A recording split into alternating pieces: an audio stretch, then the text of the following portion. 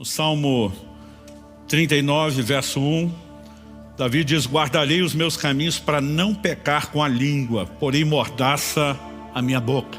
Apresentamos no primeiro domingo a ideia de que o profeta Isaías, no capítulo 6 do seu livro, quando ele tem a visão, não apenas da grandeza, da majestade de Deus, mas uma revelação profunda, poderosa da santidade de Deus, como contraste, ele percebe não apenas os seus pecados no sentido genérico, plural, mas ele tem uma percepção profunda de um tipo de pecado, de um departamento específico, os pecados da língua, como nós estamos chamando. Ele diz: eu sou um homem de lábios impuros e habito no meio de um povo de impuros lábios. Quando o anjo pega uma brasa do altar com a pinça, toca a boca dele e diz: tua iniquidade foi tirada, o teu pecado perdoado, significa que esses lábios impuros eram justamente pecados cometidos nessa área. Então, a partir disso, mostramos que o propósito de Deus em expor esses pecados não é colocar nenhum de nós debaixo de reprovação, culpa ou condenação, mas muito mais do que perdoar o profeta era santificá-lo, era prepará-lo para algo maior. Esse homem que se reconhece um pecador com a sua boca, viria a se tornar um dos maiores profetas, não só do Antigo Testamento, mas de toda a história da humanidade. Ninguém falou a respeito do Messias como Isaías. E aquela mesma boca que prestou o desserviço de cometer pecados, ela viria a ser purificada, santificada para um uso sublime. E começamos a trabalhar aqui uma ideia e um conceito, que durante o último período, os 40 dias de oração e jejum, no meu clamor pela igreja, por rompimento espiritual, por avanço, na expectativa de que a gente pudesse soltar e ter 3 mensagens de avivamento, o Senhor falou comigo e disse que quer ajudar a igreja. Vamos mexer numa coisa que está emperrando a vida de muita gente. Então nós começamos a trabalhar essa ideia. E no primeiro domingo eu falei de 2 tipos de pecados específicos da língua: murmuração e insultos, ou palavrão, a tal da boca suja. Falamos no domingo passado sobre maledicência e fofoca. E hoje eu quero conversar com vocês a respeito de mentira e calúnia. Todo início de mensagem eu tenho trazido também alguns textos que falam sobre a importância de controle nessa área, nesse departamento da língua. Em Tiago, no capítulo 1, no verso 26, a Bíblia diz: se alguém supõe ser religioso, mas não refreia a sua língua, está enganando a si mesmo, a sua religião é vã. Ou seja, nós não podemos achar que o assunto que estamos abordando seja algo sem importância, que não haja seriedade, que não haja gravidade na prática desses pecados, a ponto da Bíblia dizer: se você não refreia a sua língua, sua religião é vã. Então, nós precisamos permitir que a nossa língua, como todas as outras áreas da nossa vida, também se converta. E hoje eu quero tomar como ponto de partida da mensagem de hoje, Colossenses capítulo 3, versículos 9 e 10. O texto diz assim: não mintam uns aos outros, uma vez que vocês se despiram da velha natureza com as suas práticas e se revestiram da nova natureza, que se renova para o pleno conhecimento, segundo a imagem daquele que o criou. Bom, nós temos em primeiro lugar uma ordem sobre não mentir: não mintam uns aos outros. Mas há um argumento que sustenta a razão pela qual eu e você não podemos mentir, E ele fala da experiência do novo nascimento, que envolve a regeneração, envolve mudança de natureza. Em 2 de Pedro, capítulo 1, verso 4, a Bíblia diz: para que vos torneis participantes da natureza divina. Novo nascimento não é apenas uma oportunidade de recomeço, é um recomeço com uma nova semente, com uma nova natureza, a natureza de Deus no nosso espírito. E quando ele usa a expressão, se despir da velha natureza, o original diz do velho homem, muitas das traduções antigas vão dizer assim: despir-se do velho homem, revestir-se do novo homem. A Nova Almeida Atualizada, a versão que eu estou usando, ela não apenas traduziu, ela interpretou a declaração de Paulo. E a mudança de natureza, ela requer de mim e de você mudança de comportamento. Na semana passada nós vimos Pedro falando de gente que foi regenerada pela palavra da verdade, pela semente de Deus. E ele diz: agora vocês têm que abandonar a maledicência, um dos pecados da língua, e vocês têm que desejar o genuíno leite espiritual. Ele está falando de alimento, da palavra, a fim de que cresçam para a salvação. Então, nesse processo entre a conversão e a santificação que a segue, eu e você precisamos apresentar mudança de conduta, mudança de comportamento. O Evangelho não é apenas um lugar, um ambiente que você encontrou em Deus, onde pode continuar com as mesmas práticas, com a diferença de que agora você tem perdão e que não há nenhuma condenação. Ele é uma proposta de mudança e de transformação, e nessa área, eu e você também precisamos nos sujeitar à ação de Deus e aquilo que Ele quer fazer na nossa vida. Curioso é que no verso 10, quando ele diz que nós nos revestimos do novo homem, da nova natureza, o apóstolo Paulo usa a expressão que se refaz para o pleno conhecimento, segundo a imagem daquele que o criou. Ou seja, a nova natureza precisa reproduzir e manifestar a natureza de Deus.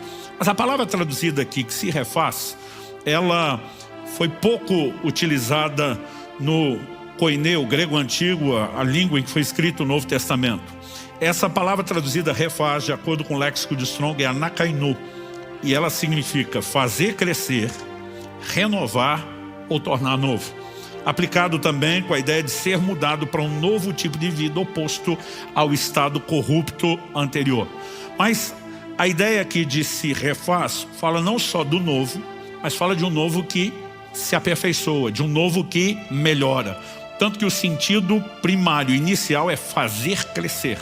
Então, isso concorda com a ideia que o apóstolo Pedro apresenta.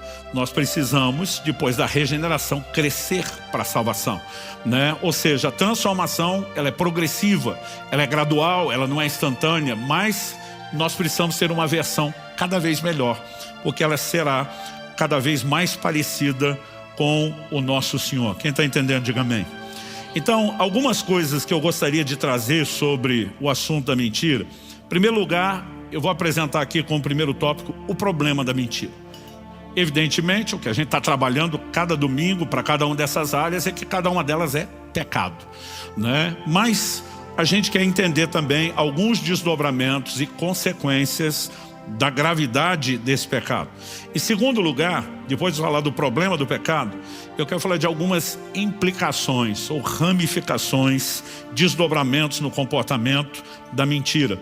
Para só em terceiro e último lugar, como temos feito, falar sempre de um segundo pecado, e nós vamos abordar aqui a questão do falso testemunho. Então, começando pelo problema da mentira, né? A raiz, o ponto de partida de toda a problemática é que é pecado.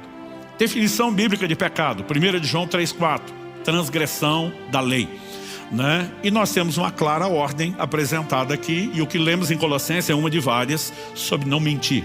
Agora, a mentira, ela não é apenas o pecado de violar a ordem de não mentir.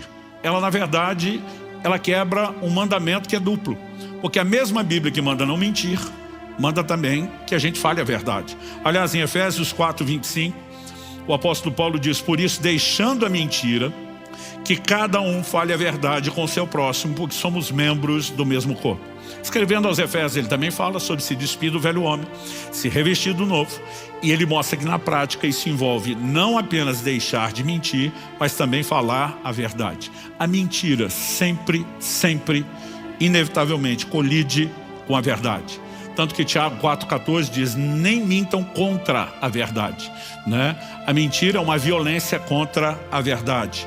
E por isso, não reflete esse caráter de Deus, essa nova natureza que precisa se manifestar e crescer em nós. Em Efésios capítulo 5, verso 1, a Bíblia diz que eu e você temos que ser imitadores de Deus como filhos amados. Como que eu e você podemos ser imitadores de Deus? Isso não envolve aqueles atributos que chamamos de incomunicáveis, né? Só Deus é um ser eterno, não só no sentido de não ter fim, mas não ter começo. Só Deus é onipotente, onisciente, né? Onipresente, e essas coisas nós não podemos imitar, né? Também não podemos imitar Deus criando outros pequenos universos à semelhança do que Ele fez. O que nós podemos imitar é comportamento, é o caráter. É isso que Deus espera de mim e de você. E quando falamos do caráter de Deus, me permite citar alguns textos bíblicos aqui. Números 23:19, Deus não é homem para que minta. 1 Samuel 15:29, a glória de Israel não mente. Tito capítulo 1, verso 2, o Deus que não pode mentir. Hebreus capítulo 6, verso 18, é impossível que Deus minta. Ou seja, no caráter de Deus não há espaço para mentir. Como veremos daqui a pouco, isso na verdade é o caráter do diabo, de Satanás, né? Não o de Deus. Então, quando nós, além de quebrarmos o mandamento de Deus, o que vai trazer consequências, nós precisamos entender que isso nos impede de cumprir a missão de refletir o caráter de Deus e nos priva da presença de Deus. Salmo 15, são só 5 versículos, eu quero lê-lo inteiro. Senhor, quem habitará no teu tabernáculo? Quem poderá morar no teu santo monte? Deixa eu fazer uma pausa. As pessoas não iam poder habitar e morar de verdade no tabernáculo, no lugar da habitação de Deus, no conceito de casa de Deus que tinham do Antigo Testamento. Se um Samuel, que é consagrado a Deus, passou a morar lá, né? Esse não poderia ser a realidade de todas as pessoas, nem tinha lugar para todo mundo. Mas a pergunta, quem vai morar, quem vai habitar no teu tabernáculo? Está falando de uma comunhão contínua com Deus. Está falando de um relacionamento. E essa é a ideia do que Deus tem para todos nós. Então ele está perguntando quem pode entrar nesse lugar da tua presença continuamente. Não apenas em cultos, em momentos regulares de adoração. E a resposta vem: aquele que vive com integridade, que pratica justiça, de coração fala a verdade. Aquele que não difama com a sua língua, não faz mal ao próximo, nem lança injúria contra o seu vizinho. Aquele que a seus olhos tem por desprezível ao que merece reprovação, mas honra os que temem o Senhor. Aquele que jura e cumpre o que prometeu, mesmo com prejuízo próprio. Aquele que não empresta seu dinheiro com usura, nem aceita suborno contra o inocente. Quem age assim, não será jamais abalado. Essa lista de características daqueles que vão poder entrar no lugar da comunhão, da intimidade com Deus. Você percebeu quantas vezes pecados relacionados com a língua são mencionados? O que de coração fala a verdade. Aqui já presume que não cabe a mentira. Mas na sequência ele vai dizer: o que jura, cumpre o que prometeu, ainda que com dano próprio, com dano pessoal. Não vai voltar atrás no que falou. O que não difama com a sua língua, não comete maledicência, como falamos na semana passada, o que não lança injúria contra o seu vizinho, calúnia, falso testemunho, né?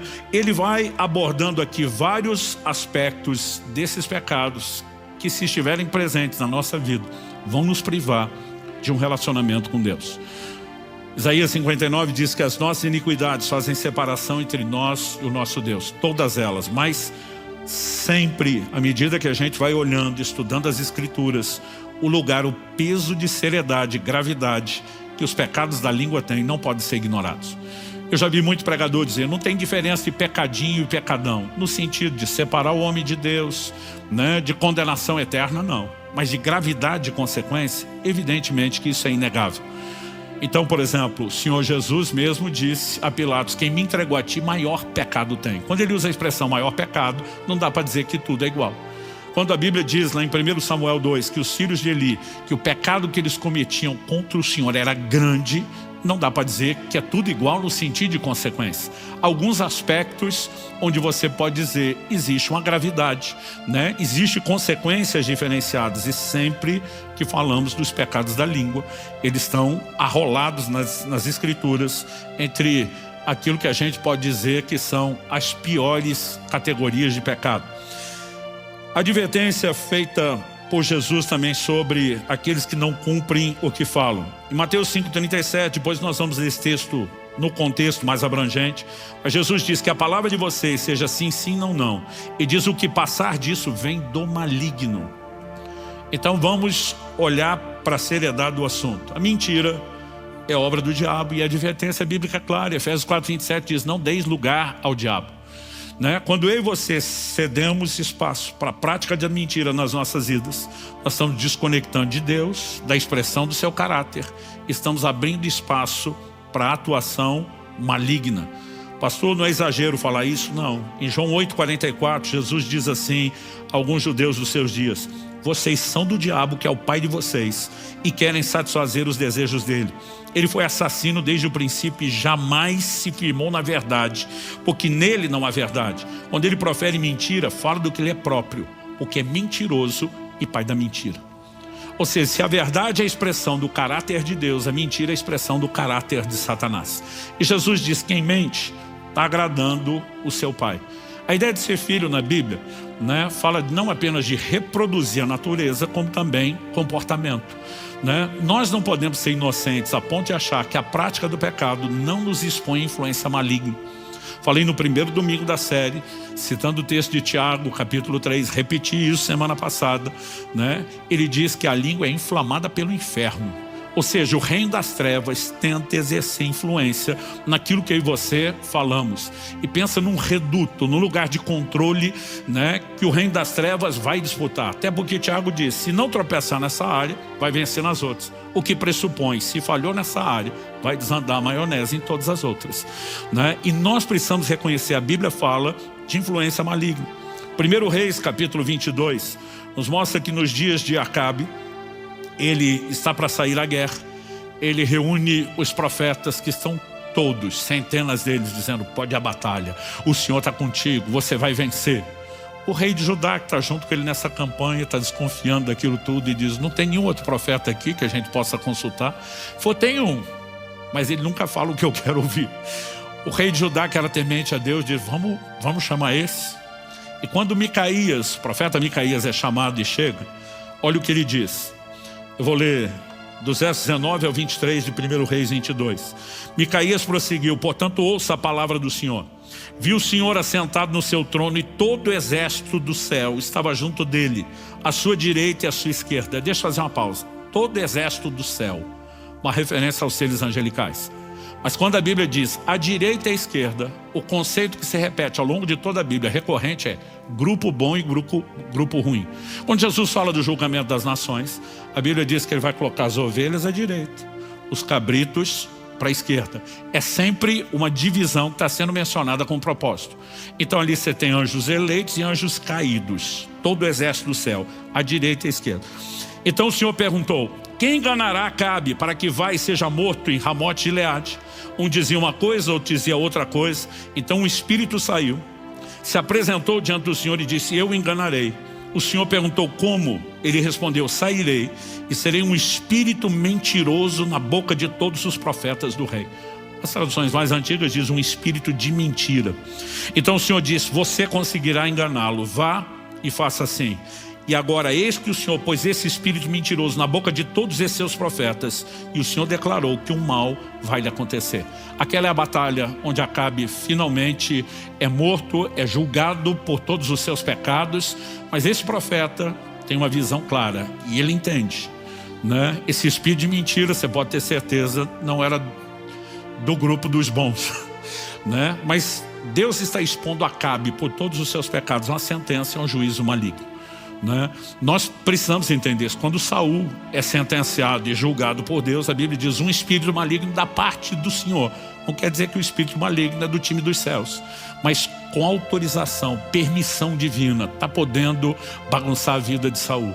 Gente, se existe uma definição de um espírito de mentira, a pergunta a ser feita é, quando eu e você nos entregamos a essa prática, a que, espiritualmente falando, nós estamos nos abrindo e nos expondo? Qual tipo de influência? A Bíblia é clara sobre não dar lugar ao diabo. Além de tudo isso, que acredito já é grave o suficiente, nós temos a condenação anunciada aos mentirosos, que é exatamente a mesma anunciada aos assassinos, aos imorais, aos idólatras. Apocalipse 21:8 diz, quanto porém aos covardes, aos incrédulos, aos abomináveis, aos assassinos, aos imorais, aos feiticeiros, aos idólatras e a todos os mentirosos, a parte que lhes cabe será no lago que está queimando com fogo e enxofre, a saber, a segunda morte. De vez em quando a gente repreende um crente ou outro, ele fala, não, mas é a mentirinha branca. Eu digo, vai nessa. Eu digo, mas vai sabendo para onde você está indo, e qual que é o seu final, e qual que é o seu destino.